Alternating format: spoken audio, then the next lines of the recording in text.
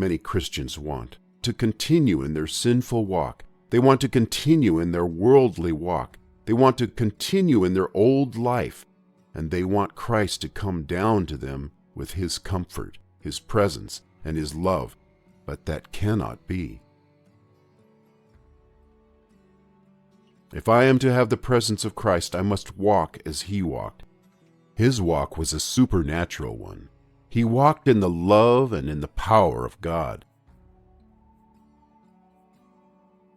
Most people walk according to the circumstances in which they are, and most people say, "I am depending upon circumstances for my religion." 100 times over you hear people say, "My circumstances prevent my enjoying unbroken fellowship with Jesus."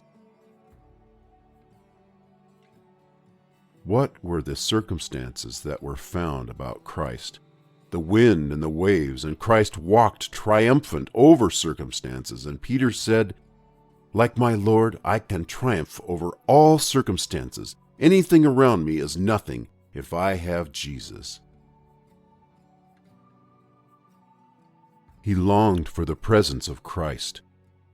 As we look at the life of Christ upon earth, as we look how Christ walked and conquered the waves, every one of us could say, "I want to walk like Jesus." If that is your heart's desire, you can expect the presence of Jesus. But as long as you want to walk on a lower level than Christ, as long as you want to have a little of the world and a little of self-will, do not expect to have the presence of Christ. Near Christ and like Christ, the two things go together. Have you taken that in? Peter wanted to walk like Christ that he might get near Christ, and it is this I want to offer every one of you. I want to say to the weakest believer, with God's presence, you can have the presence and fellowship of Christ all the day long, your whole life through.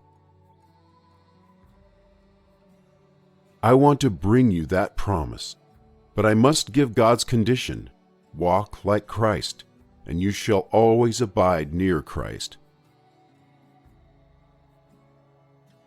The presence of Christ invites you to come and have unbroken fellowship with Him. Amen.